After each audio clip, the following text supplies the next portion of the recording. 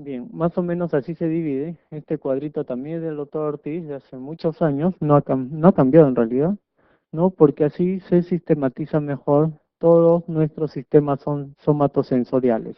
Y no volvamos a eso de que existe una sensibilidad superficial y una sensibilidad profunda, ¿no? No solamente eso, es mucho más complicado el tema. Entonces, dentro de lo que es sistema de la sensibilidad visceral, existe un sistema interoceptivo, que es el general de hambre, sed, pulsión sexual, el especial, micción, defecación. El general dado fundamentalmente por los receptores específicos para el oxígeno, receptores específicos para la glucosa, para los diferentes electrolitos y que se localizan fundamentalmente en el hipotálamo. El especial que es para la micción y defecación, que son fundamentalmente las fibras parasimpáticas y que tienen un gran núcleo, y ese núcleo se localiza en los segmentos S2, S4. Se denomina el gran núcleo de ONUF, ONUF. La sensibilidad visceral esteroceptiva, como ya les adelanté, hay una general, protopática, térmica y dolorosa, y sensual, que viajan por todas las vías espinotalámicas, sí, aquellas que se cruzan, las vías espinotalámicas que se cruzan y ascienden hasta el hemisco lateral, y especial que es la olfativa y la gustativa. Estos son los receptores. Hay los receptores, como les decía, interoceptivos para los cambios de presión, para determinadas sustancias químicas, ¿no? Y que todas derivan en el núcleo del tracto solitario, en el hipotálamo y de ahí al tálamo. Entonces, bueno, acá hay una gran clasificación. Es lo mismo, por favor, ¿ya? El estímulo es la deficiencia de nutrientes y de agua, la presencia de daño tisular, necesidad de eliminar desechos, ¿no es cierto?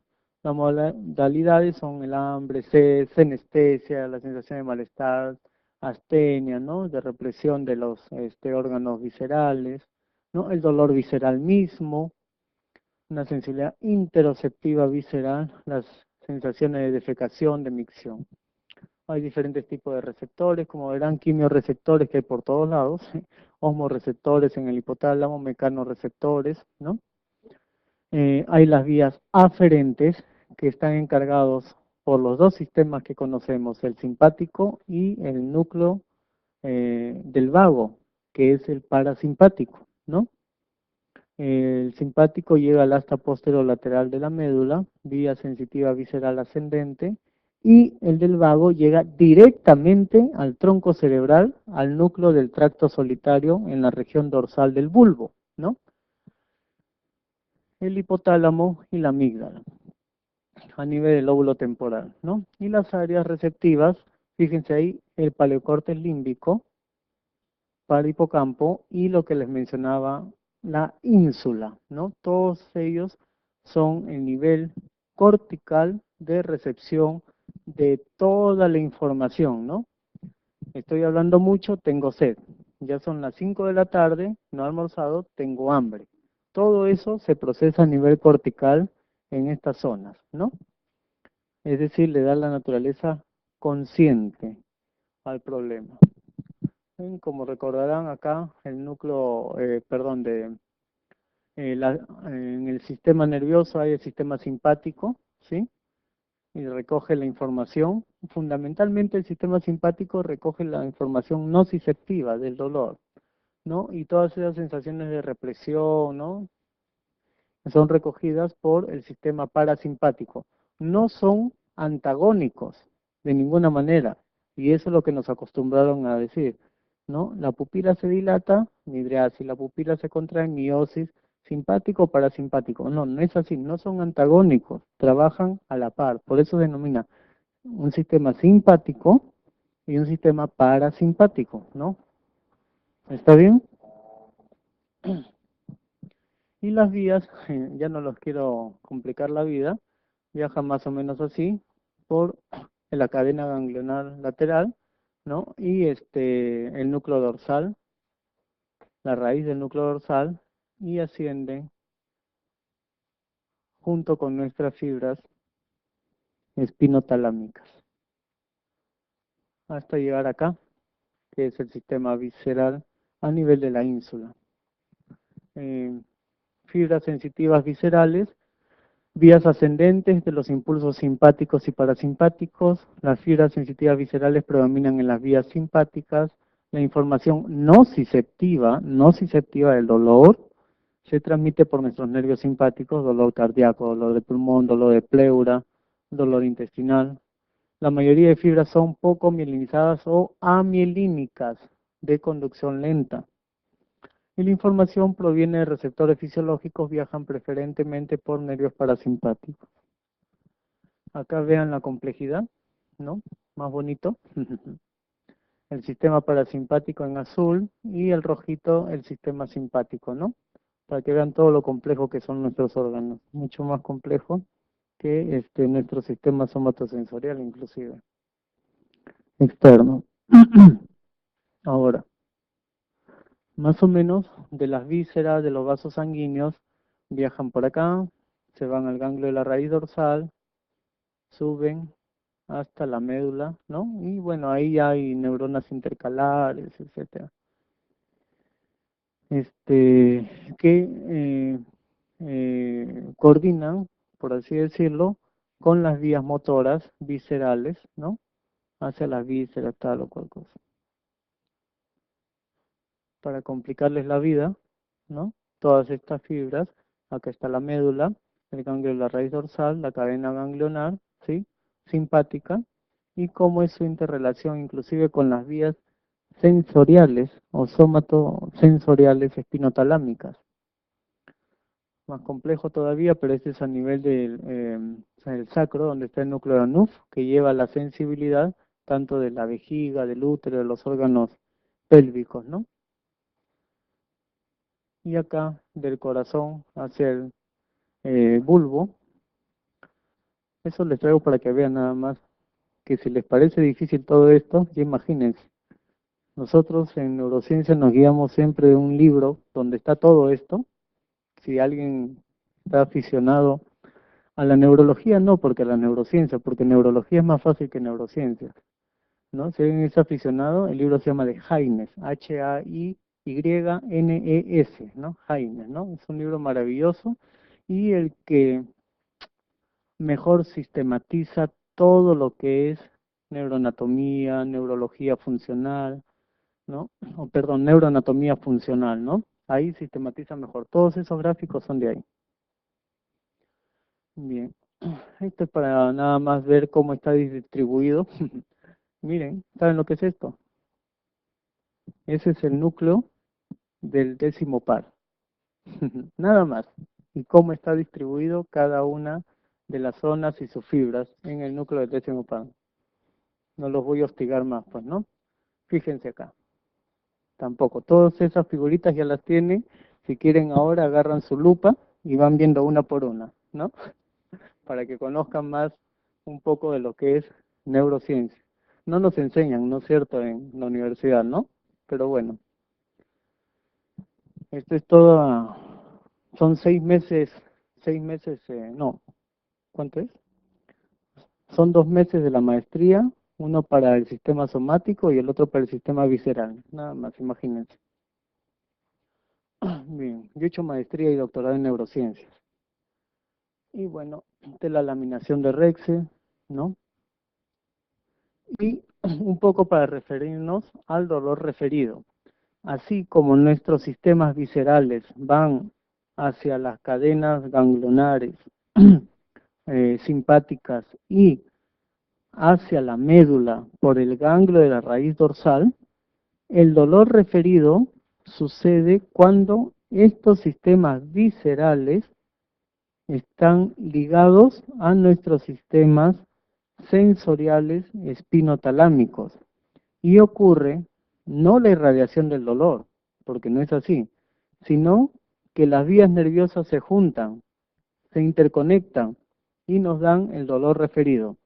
Si es de un órgano tal como el corazón, ya que ingresa a nivel dorsal alto, ¿no? D1 específicamente, D2 y D3, ¿no? Se interrelacionan con las vías somatosensoriales, es decir, de la sensibilidad de la piel, ¿ya? Se interconectan y dan lo que se llama el dolor referido. No es irradiado, por favor, comprendan bien, no es, el dolor irradiado tiene otra naturaleza, es otra concepción, ¿no? Este es dolor referido. ¿Por qué? Porque las fibras viscerales se interconectan con las fibras somatosensoriales, sobre todo las que van a la vía espinotalámica. Así sucede, ¿no? Entonces, el dolor referido del corazón está hacia la parte interna. ¿Por qué? Porque el sistema visceral viaja a D1, D2, D3, igualito el sistema somatosensorial de esta zona, ¿no? El del diafragma, fíjense, está referido al hombro. ¿Por qué?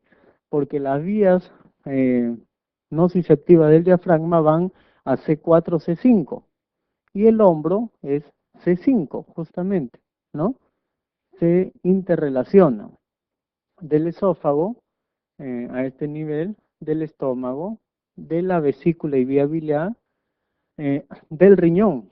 El dolor referido del riñón es hacia la ingle, porque su sistema, sus vías nociceptivas viajan a regiones que son de L1, L2, obviamente, L1, L2.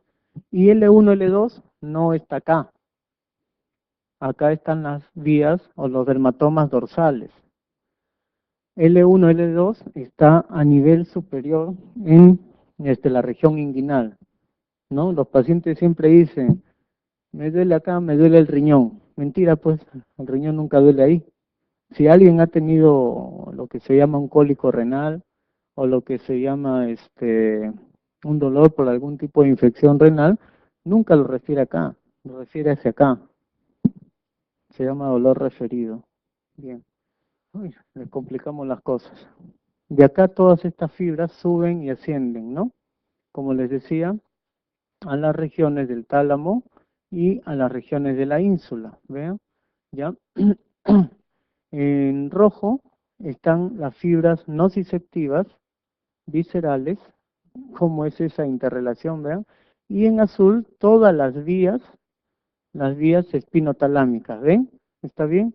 Y cómo ascienden casi juntas del dolor visceral y del espinotalámico, ¿no?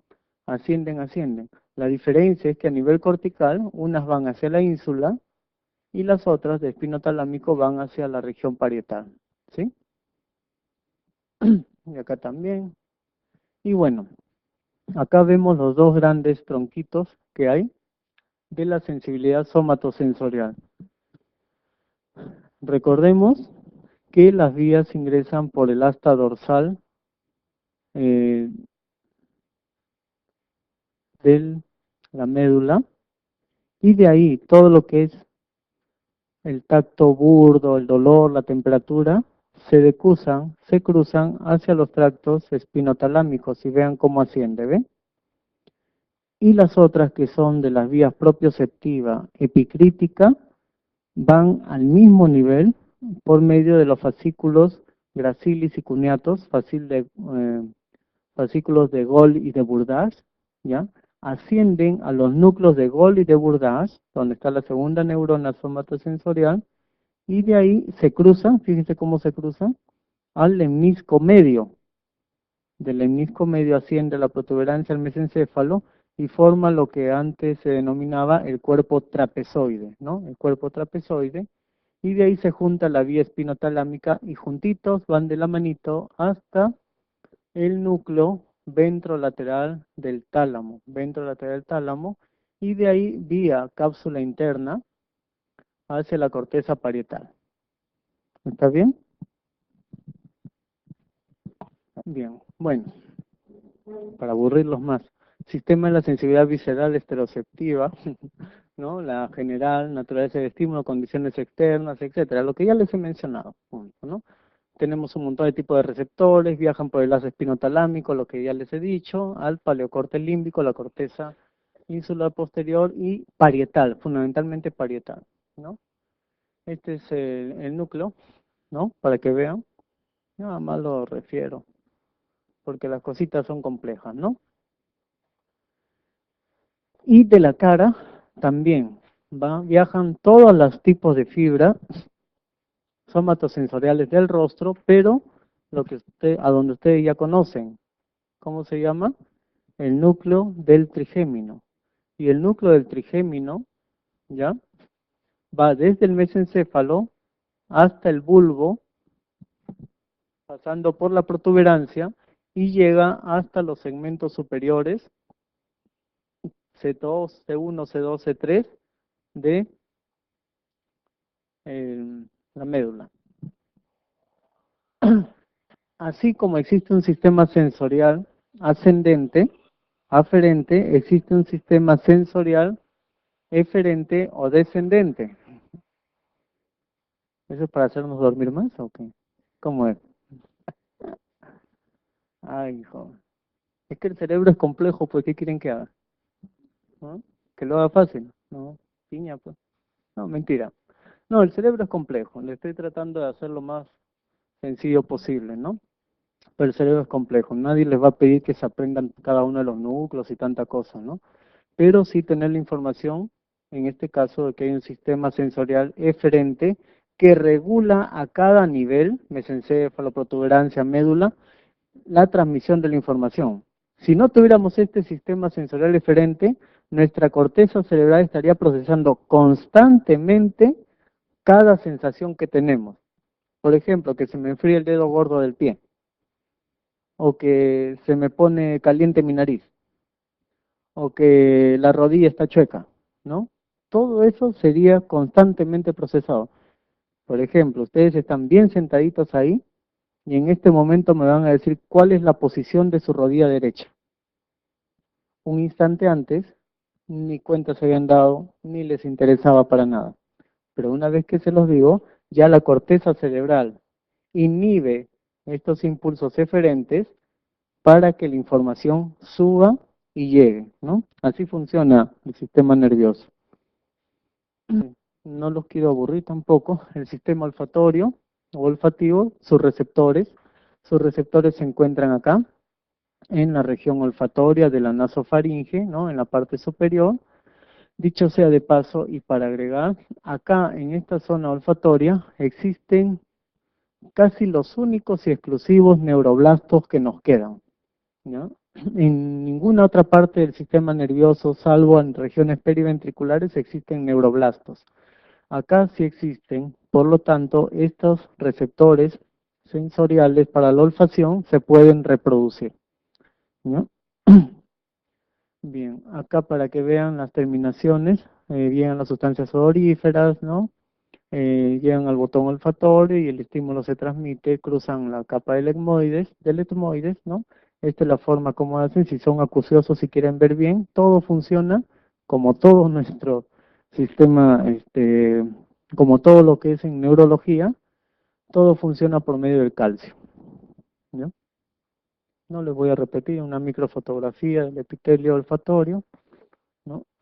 Estas son las vías, no vamos a pasar rápidamente porque son figuras, la cápsula de Bowman, y todo esto se integra en el bulbo olfatorio y llegan obviamente hasta una zona que ya les he descrito, el lóbulo parahipocámpico, por eso tiene una naturaleza netamente afectiva, y llega hasta las zonas internas del trígono, ¿no?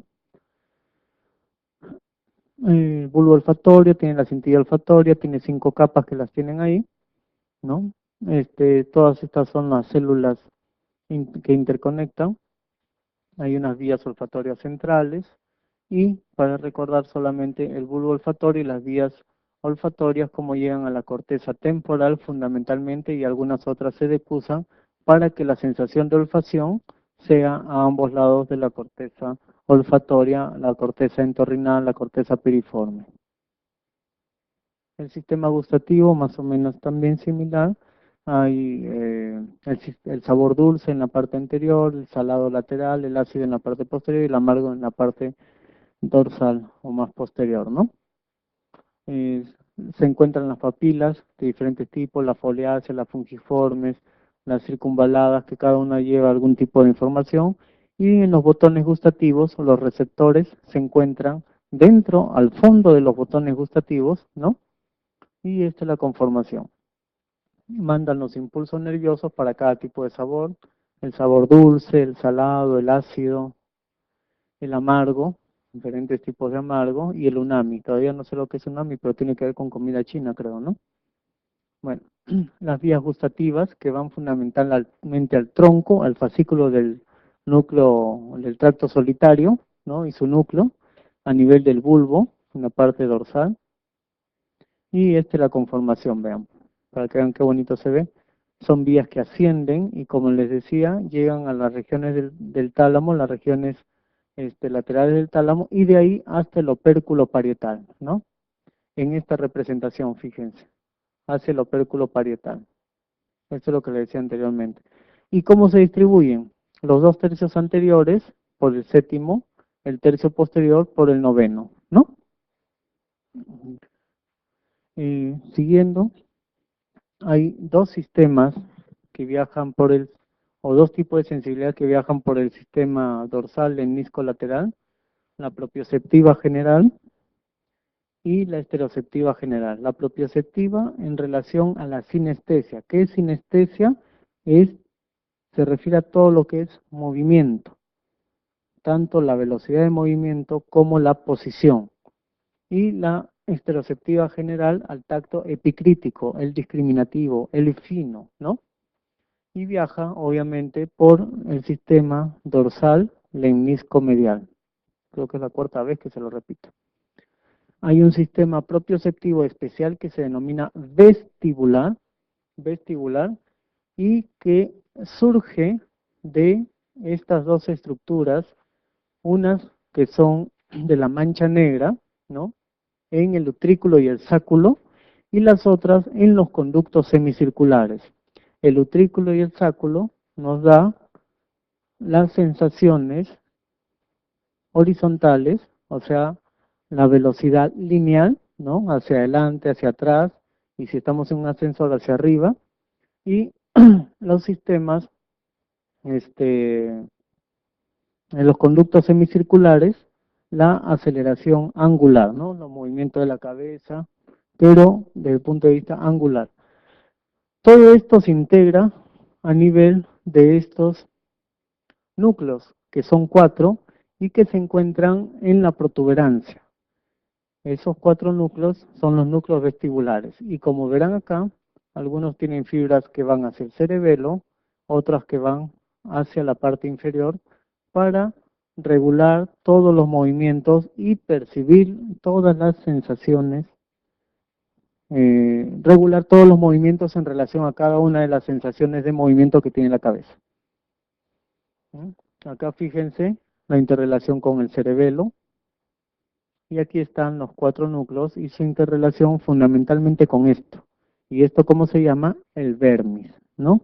Por eso, cualquier problema a nivel vestibular o a nivel del vermis produce lo que se denomina inestabilidad, o produce lo que es el vértigo semisistematizado. En cambio, los problemas periféricos, que le denominan así, de los receptores, producen lo que se denomina el vértigo sistematizado, que es la sensación de giro. También para recordar la sensibilidad somática estereoceptiva especial, que son 2, la visual y la auditiva. La cóclea, esta es la cóclea, ¿no es cierto? Acá tiene el caracol, que da 2 vueltas y media, sube a la protuberancia por el octavo par y forma 2 núcleos, el ventral y el dorsal. Estos 2 núcleos llevan fibras en serie y en paralelo a través del complejo libar superior, a través del núcleo del lemnisco lateral y el lemnisco lateral, el tubérculo cuadrigémino inferior, el cuerpo geniculado medial, hasta la corteza auditiva temporal, núcleo de Hels se llama, H-E-L-S-C-H, Hz. Y acá para que se diviertan, todas estas son nuestras vías auditivas, en serie, en serie y en paralelo, ¿no? ¿Cómo viajan? Hasta arriba. Y esta es la organización de las áreas 41 y 42 que son receptivas para la audición. Y esta organización, esto se denomina plano temporal, tiene una organización tonotópica, tonotópica. Una vía visual, para recordar, fundamentalmente desde la retina, surgen las células ganglionares, viajan por el nervio óptico a nivel del quiasma óptico se decusa y forman las cintillas ópticas hasta el eh, cuerpo geniculado lateral y de ahí salen las radiaciones ópticas hacia el lóbulo occipital. Esto para que recuerden cómo es la proyección de la imagen sobre la retina.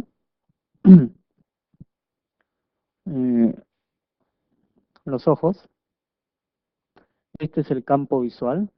El campo visual en un ser humano es más o menos 160 grados y de cada ojo es 110 grados, ¿no? La típica prueba es poner las manos 30 centímetros adelante, mirar de frente y abrir las manos, ¿no? Hasta donde llegue la mano. Y mi campo visual lo pueda ver, ¿no? En esa forma, y cubro mi campo visual de 160 grados. Algunos pueden tener más, 180, pero ninguno como el águila que tiene 360, ¿no? Bueno, eh, puntualizar, en primer lugar, que hay un campo temporal y un campo nasal. El campo temporal, ya, acá mejor, el campo temporal llega hacia las fibras nasales del mismo lado y hacia las fibras temporales del otro lado. ¿Está bien? Estas fibras nasales van por su nervio óptico y a nivel del quiasma se cruzan hacia el otro lado. Y las fibras temporales contralaterales viajan en el mismo lado, son ipsilaterales, ¿no? Y ambas llegan juntas hacia el lóbulo occipital, primero al cuerpo geniculado lateral y luego a la región occipital contralateral. Es decir, mi campo visual del lado derecho llega siempre al lado izquierdo. Y es más, para complicarles la vida, la parte superior de ese campo va hacia la parte inferior del lóbulo occipital. Es decir, todo lo que yo vea hacia mi lado derecho y superior viaja al lóbulo occipital izquierdo inferior, contralateral totalmente, ¿no? Lo de arriba hacia abajo y lo de derecha a la izquierda, ¿sí? Igual sucede en el otro ojo. La distorsión de estos campos visuales se denomina anopsias en general, anopsias. Cuando es un solo campo, se denomina hemianopsia.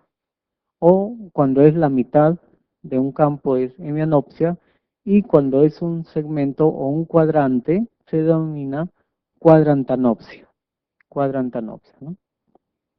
Si yo, por ejemplo, dejo de ver esta parte superior derecha, la zona afectada viene a ser el lóbulo occipital del lado izquierdo, la parte inferior. ¿Inferior de qué? Inferior a la cisura calcarina.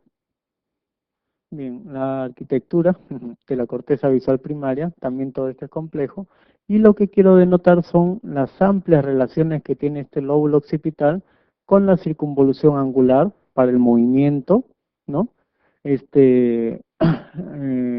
Los movimientos oculares hacia el lado opuesto, la corteza motora, perdón, la corteza frontal, sobre todo a nivel de la primera, segunda, tercera circunvolución frontal, la parte posterior, ahí se encuentra el origen de los movimientos oculares voluntarios, ¿no? Si yo deseo mirar hacia la izquierda, estoy estimulado por la tercera circunvolución, la parte posterior del lado derecho, y viceversa. Si yo tengo, bueno, Dios no quiera, si tengo un infarto cerebral en el lado derecho, mis ojos, ¿hacia dónde van a ir? ¿Hacia el lado izquierdo? No, hacia el mismo lado, porque este está lesionado, ¿no es cierto? Si el lado derecho está lesionado, ¿quién funciona? El izquierdo. Entonces la desviación de mi mirada va a ser hacia el mismo lado, lo que denominaban tradicionalmente el paciente mira su lesión. Cosa contraria, si hay una crisis epiléptica que es de origen irritativo y la crisis epiléptica se desencadena acá, en el lóbulo frontal, mis ojos ¿hacia dónde se desvían? Hacia la izquierda, porque es un fenómeno irritativo. Está hiperfuncionando esta zona, hiperexcitada, y la desviación de la mirada es hacia el lado izquierdo. Por eso, la desviación de los ojos en una crisis epiléptica tiene alto valor localizador, ¿no? Puede ser que un paciente tenga un quiste aracnoideo del lado izquierdo y tiene la crisis epiléptica hacia el mismo lado, y todo el mundo le echa la culpa a ese quiste aracnoideo, cuando no es así, y de repente está desarrollando un tumor en el otro lado. En lo que es sistema motor, ¿no? Tenemos que ver tres estructuras fundamentales. Las estructuras de asociación del neocórtex, junto con los núcleos basales, la corteza motora y el cerebelo y el tronco cerebral. Los dos primeros plantean la estrategia y la táctica para el movimiento y el último la ejecución, ¿no? Acá para recordar un poco de la corteza motora, tiene un área motora suplementaria y el área premotora, área 6, que se encargan del planeamiento del movimiento. Y tiene un área 4, que es la frontal ascendente, que tiene naturaleza ejecutiva.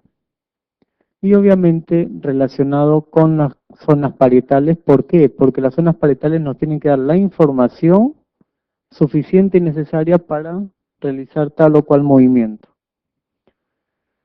El área 4, la corteza motora primaria de naturaleza ejecutiva. El área 6, premotora, motora suplementaria. Y la corteza parietal posterior y prefrontal, todas relacionadas con la actividad motora. Recordemos el homúnculo de Penfield, ¿cuál es su distribución? ¿No?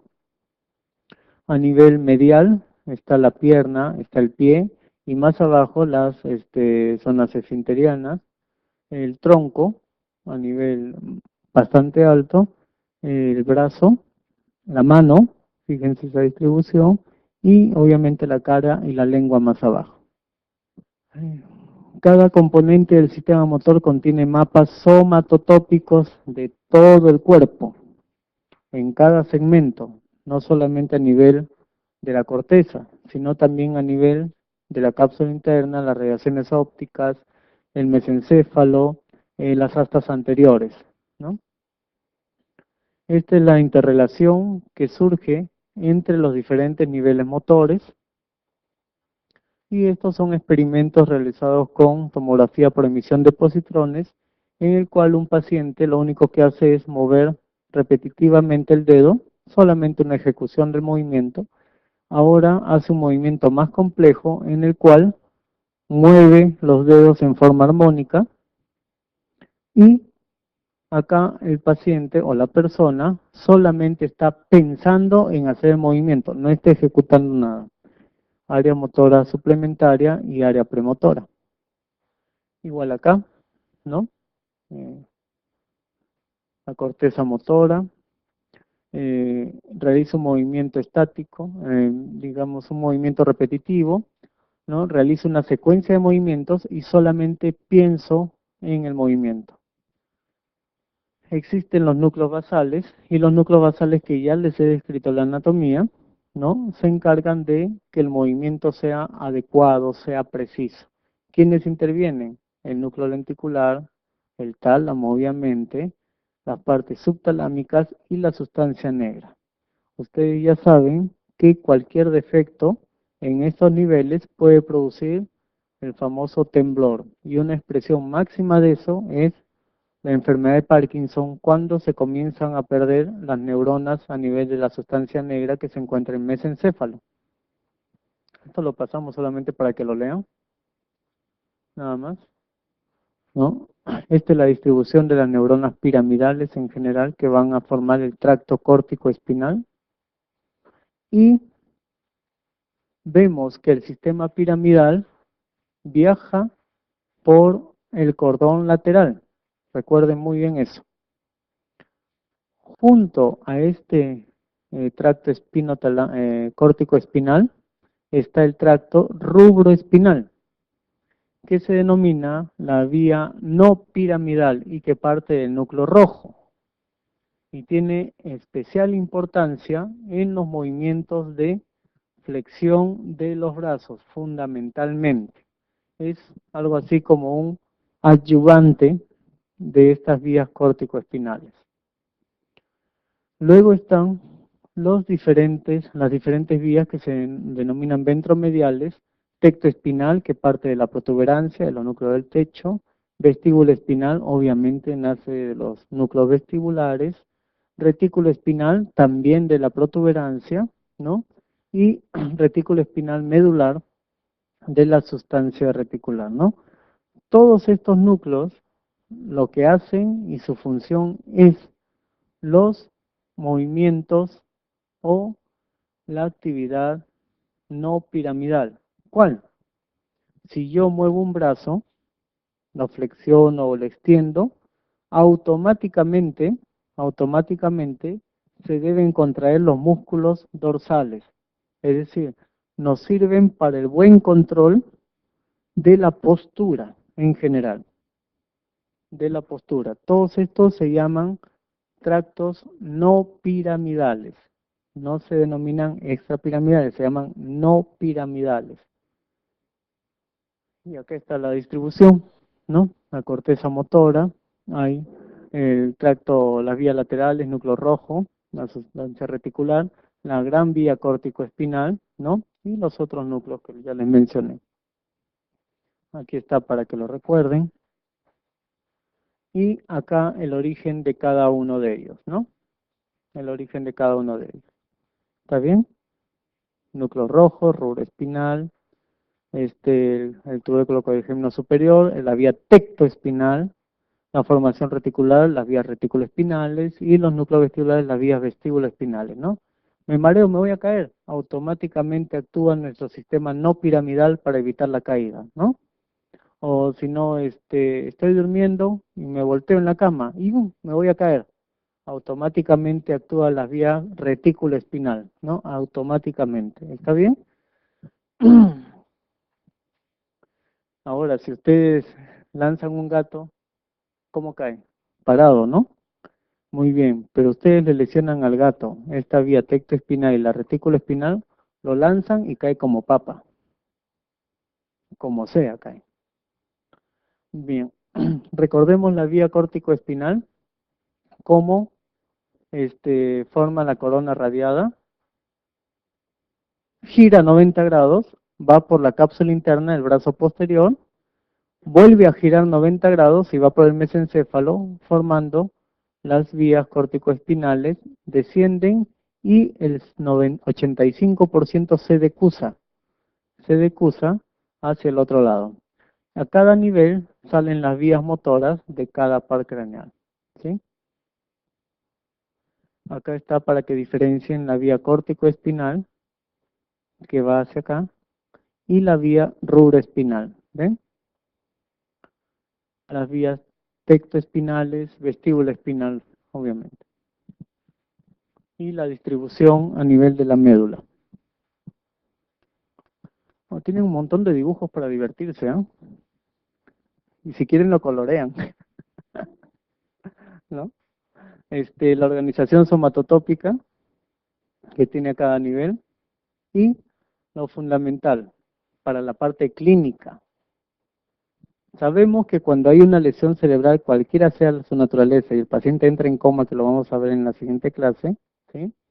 Cuando la lesión, cualquier tipo de lesión, ha llegado hasta, vamos a empezar con este, ha llegado hasta el diencéfalo, ¿sí?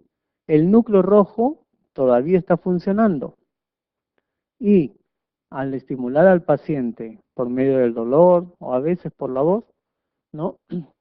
Produce lo que se denomina la rigidez de decorticación. En la escala de Glasgow le asignan una puntuación de 3, ¿no es cierto? Rigidez de decorticación. ¿Qué quiere decir? Que la lesión es tan grande en el sistema nervioso que ha llegado hasta el diencéfalo, pero que no afecta el mesencéfalo, no todavía. Estamos en el núcleo rojo, que todavía tiene actividad. Estos son los pacientes que potencialmente pueden revertir su cuadro neurológico. Pero cuando la lesión ya está comprimiendo el mesencéfalo, afectando el mesencéfalo, ya sea en un punto de vista de hipertensión intracraniana o metabólico, por ejemplo, hipoglicemia, ¿sí? Cuando la lesión ya llega a la parte superior de la protuberancia, las fibras tectoespinales son las que actúan y las fibras reticuloespinales y las tectoespinales del techo son las que actúan.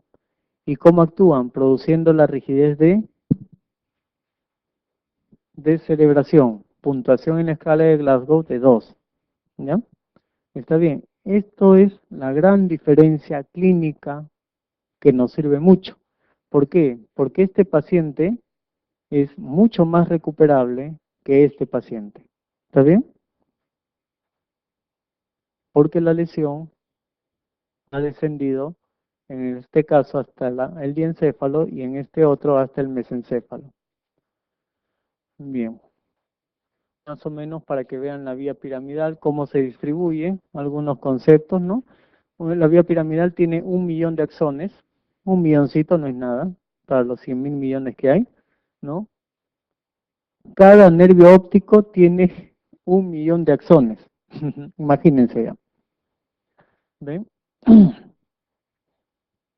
Bien, este a nivel de la parte interna, cómo se distribuye, y la vía o el sistema piramidal. Y enfocamos desde el punto de vista localizador, 3 tipos de lesiones. Las que están por encima del núcleo se denomina supranuclear, la lesión nuclear o la lesión infranuclear. Esta terminología ya está entrando, mejor dicho, ya ha entrado en desuso, no se puede referir así, ¿no? Se habla fundamentalmente de lesión de neurona motora superior y lesión de neurona motora inferior. Las lesiones supranucleares causan lesión de neurona motora superior, las nucleares o infranucleares, lesión de neurona motora inferior. Bien, en la hemiplegia, fundamentalmente, y una característica, sobre todo los que van a ser rehabilitadores, los rehabilitadores hablan solamente de hemiplegia, pero no el sustrato que ha desencadenado, ¿no? Todas estas enfermedades pueden causar hemiplegia, ya lo vamos a ver. Y diferenciamos 3 fundamentales. Las hemiplegias o hemiparesia, en realidad es lo mismo, de origen hemisférico, las que son alternos, que dan los síndromes alternos, y las que no hay compromiso facial. Las de tipo hemisférico se denomina directa, y cuando es predominio facio-braquial, se debe a una lesión lateral externa, o mejor dicho, lateral o externa. Cuando es predominio crural, la parte interna, y usualmente cuando es homogénea es subcortical. Por favor, y así es la denominación oficial. Cuando yo digo hemiplegia facio-braquial o hemiplegia con predominio crural, es un tipo de hemiplegia no proporcional. O sea, estas dos son no proporcionales y el valor localizador es muy alto. ¿Por qué? Porque la primera nos dice una lesión lateral de la arteria cerebral media y la segunda de una lesión medial de la arteria cerebral anterior. En cambio, las hemiplegias homogéneas, que son los problemas de hemiplegia proporcional, usualmente son subcortical, en la corona radiada o en la cápsula interna. Si es la corona radiada, el déficit no es tan importante. Si es en la cápsula interna, el déficit es usualmente severo, o sea, no hay movimiento. Y bueno, se ha descrito también las lesiones parietales, ¿no? Que producen atrofia, aparte de hemiplegia, atrofia. Bueno, en la hemiplegia cruzada o alterna, en los exámenes no les van a preguntar síndrome de Weber, síndrome de Miller-Gabler, eso sería abusivo ya, ¿no? Solamente acá se los traigo para que lo vean. Pero reconocer, cuando yo tengo un problema alterno, quiere decir que alguna vía del par craneal se ha afectado y produce hemiplegia contralateral, ¿no? Si es una lesión en el mesencéfalo, va a haber hemiplegia contralateral y compromiso del tercer par, o sea, de los oculomotores.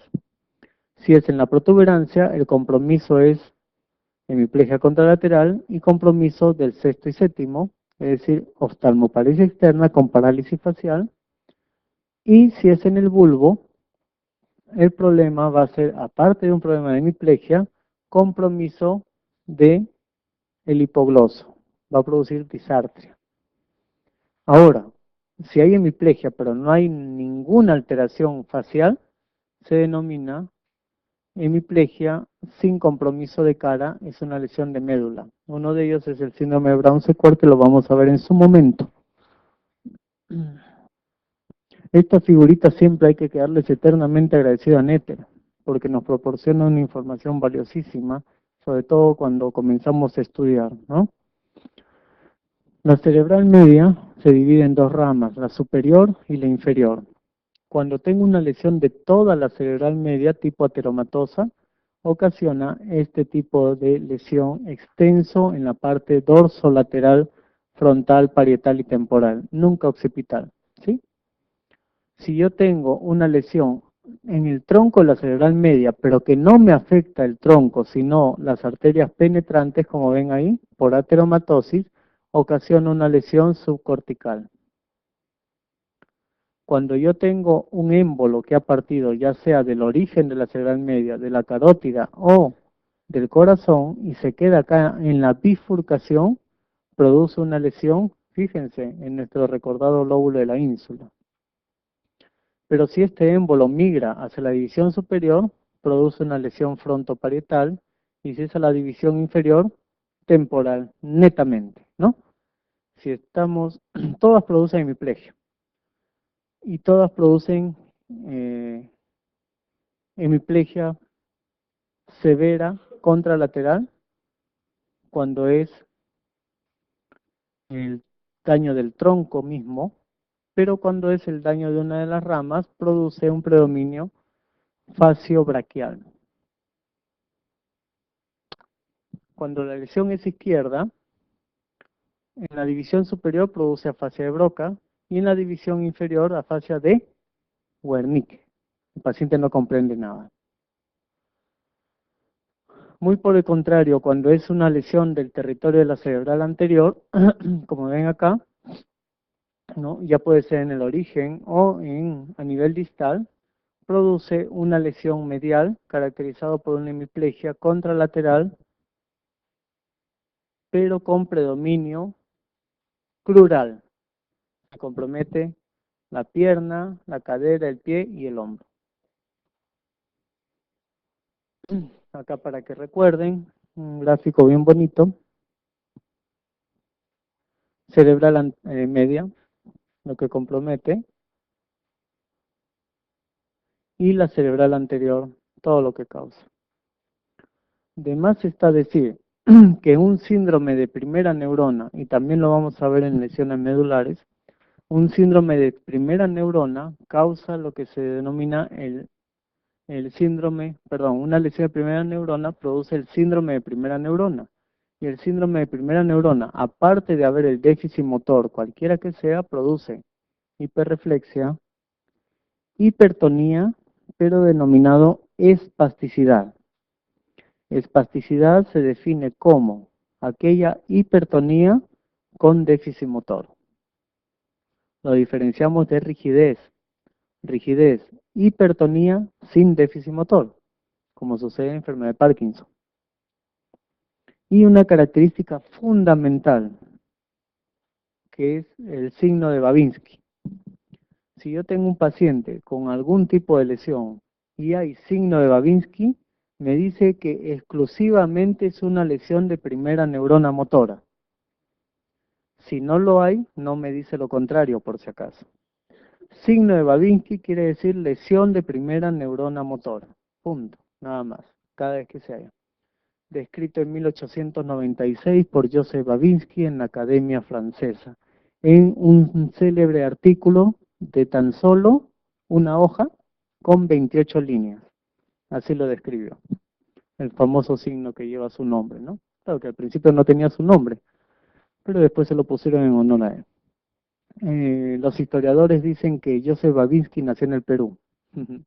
Pero, ¿qué es lo que pasa? Su padre era polaco, solamente que no recuerdo bien, creo que era ingeniero, ¿no? Ingeniero mercante, y pasó por el Perú en algún momento, en 1860 y tanto, ¿ya? Por eso es que se pensaba que la nacionalidad de Joseph Babinski era peruana, ¿no? Se pensaba que ahí nació, pero no. Joseph Babinski, de padre polaco, nació en Francia, ¿no? En París. Inclusive hay una calle que lleva su nombre, etcétera. Bueno, un poco de historia. Eh, produce los problemas de la cerebral anterior, aparte de eso, apraxia para la marcha. En los síndromes alternos, ¿ya? Debemos recordar y diferenciar cómo un síndrome capsular produce una hemiplegia contralateral, proporcional, incluso la cara, la parte inferior, y cómo una lesión del mesencéfalo produce la afección similar, pero con compromiso de oculomotor del tercer par. Y una lesión a nivel de la protuberancia produce el mismo déficit motor, pero con afección de la hemicara contralateral o ipsilateral a la lesión, contralateral hemiplegia, y el compromiso facial es de tipo periférico. ¿Qué quiere decir periférico? De toda la cara. ¿Por qué? Porque se afecta el núcleo de origen del séptimo par. Los síndromes hemisféricos capsulares producen todo lo que ven, ¿no? Hemiplegia. Acá, si ustedes recuerdan muy bien, en la cápsula interna viajan en el brazo posterior las fibras motoras, las fibras sensoriales sensitivas y las fibras auditivas y visuales de las radiaciones visuales y auditivas. Entonces, una lesión de esta zona, dada por la lesión de la arteria coroidea anterior, produce un famoso síndrome que se denomina de las 4H. Las 4H quiere decir hemiparesia, hemipuestesia, hemianopsia e hipoacusia. Los tres primeros obviamente contralateral, ¿no? Síndrome de las 4H. Y la hemiplegia, nuevamente les digo, es severa. Una lesión cápsula produce hemiplegia severa. Bien, acá para que recuerden, lo mismo que les he dicho. Y ya casi para finalizar, lo que son los síndromes mesencefálicos, protuberanciales, ¿no? Acá tenemos, por ejemplo, una lesión de esta naturaleza a nivel del mesencéfalo, en la parte ventral del mesencéfalo, produce compromiso de hemiplegia contralateral y un compromiso motor ocular común ipsilateral, ¿no? El ojo hacia afuera, midriasis y ptosis palpebral, ¿no? Una lesión un poquito más grande se denomina el síndrome de Benedict, en donde aparece temblor por lesión del núcleo rojo y hemianestesia por lesión del lemnisco medial, ¿no? Acá tienen los diferentes síndromes de la protuberancia. Una lesión en la parte ventral de la protuberancia se denomina Miller-Gabler, no es necesario que aprendan su nombre, pero sí lo que produce hemiplegia contralateral, parálisis facial periférica y esotropia, el ojo hacia adentro.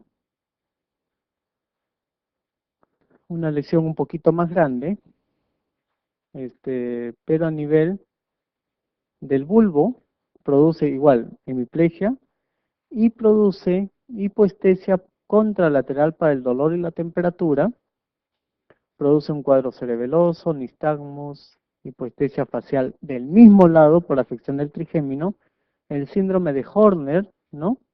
Y problemas severos de disfagia. El paciente no puede pasar alimentos. Y disfonía. El paciente está afónico, ¿no?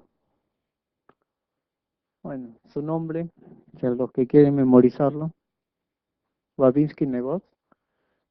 Y todos los cuadros que producen parálisis de la mirada conjugada, ¿sí? Ya sea a nivel del mesencéfalo o la protuberancia, se denomina síndrome de Fovil superior o síndrome de Fovil, ¿no? El superior en el mesencéfalo y el inferior en la protuberancia. No es necesario que recuerden todo eso, ¿no?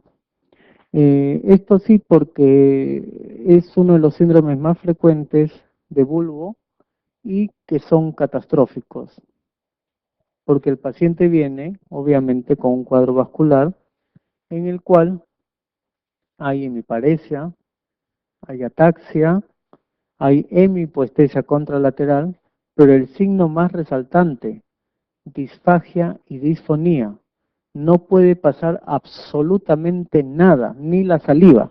La saliva le está botando y botando y botando. O sea, el litro y medio que producimos al día le está botando y botando, no lo puede pasar. Y el riesgo de aspiración es muy alto.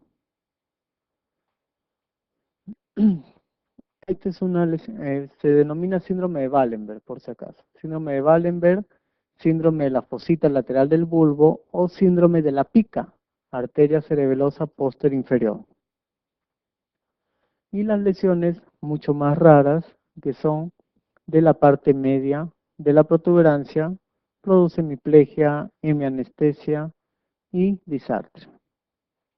Las lesiones medulares lo vamos a ver en el capítulo de médula, no se aflijan, ya porque es bastante extenso, igual se los voy a mencionar ahí, ya con dibujos y con todo. Y para terminar, sobre el cerebelo. Es tedioso aprenderse de memoria todo esto, ¿ya? Aquí está, para que recuerden el lóbulo anterior, el lóbulo posterior y el lóbulo flóculo-nodular. Aquí por si acaso el cerebelo ha sido abierto como una concha, ¿no? Como una concha, así. Han dejado el flóculo nodular acá abajo y de lo que está así enrollado lo ha abierto así, ¿no? Por si acaso, por eso es esa figura. Tres partes fundamentales, todas las conformadas por la región vermiana, el núcleo fastigio, el interpuesto, el emboliforme y el dentado, ¿no? Aquí están los núcleos, fastigio, vestíbulo cerebelo, emboliforme y dentado, palio-cerebelo y el núcleo dentado, neocerebelo. Ahí para que lo vean. Y la organización se repite de a tres, ¿no? Lóbulo anterior, palio-cerebelo, cerebelo espinal, lóbulo posterior, neocerebelo, cerebro-cerebelo, a la corteza cerebral, flóculo nodular, arquicerebelo, al vestíbulo cerebelo, ¿no? La relación con el tronco, pedúnculo cerebeloso superior, el medio y el inferior. Aquí está, así es como se abre el cerebelo, como una conchita, ¿no? Por eso es que se ve así, desde el punto de vista anatómico. Y en la página 847 del libro de Kandel, resume los signos cerebelosos en tres: hipotonía, por ejemplo el reflejo pendular, y la hipotonía no es flacidez.